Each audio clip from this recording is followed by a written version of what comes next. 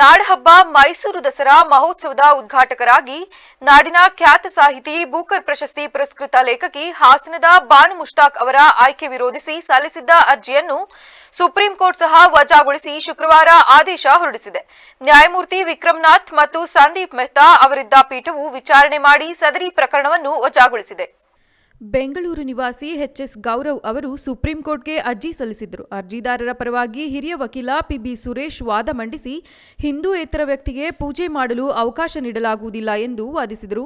ದೇವಸ್ಥಾನದ ಒಳಗೆ ಪೂಜೆ ನಡೆಸುವುದನ್ನು ಜಾತ್ಯತೀತ ಕ್ರಿಯೆ ಎಂದು ಪರಿಗಣಿಸಲು ಸಾಧ್ಯವಿಲ್ಲ.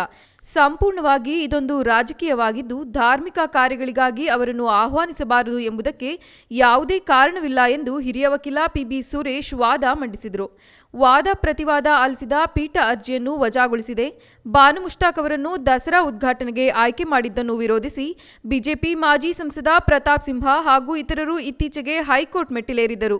ಈ ಬಗ್ಗೆ ವಿಚಾರಣೆ ನಡೆಸಿದ್ದ ಹೈಕೋರ್ಟ್ ದಸರಾ ಉದ್ಘಾಟನೆ ವಿಚಾರದಲ್ಲಿ ಯಾವುದೇ ಹಕ್ಕು ಉಲ್ಲಂಘನೆ ಆಗಿರುವುದು ಕಂಡುಬಂದಿಲ್ಲ ಎಂದು ಹೇಳಿ ಅರ್ಜಿಯನ್ನು ತಿರಸ್ಕರಿಸಿತ್ತು.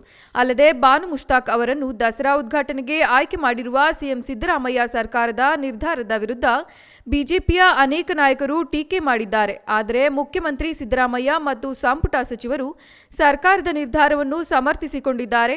ಒಟ್ಟಾರೆ ರಾಜಕೀಯ ಟೀಕೆ ಟಿಪ್ಪಣಿ ಏನೇ ಇರಲಿ, ಕಾನೂನು ಹೋರಾಟದ ಮೂಲಕ ಬಾನು ಮುಷ್ತಾಕ್ ಅವರು ದಸರಾ ಉದ್ಘಾಟನೆ ಮಾಡುವುದನ್ನು ತಡೆಯಲು ಪ್ರಯತ್ನ ಮಾಡಿದವರಿಗೆ ತೀವ್ರ ಹಿನ್ನಡೆ ಆದಂತಾಗಿದೆ.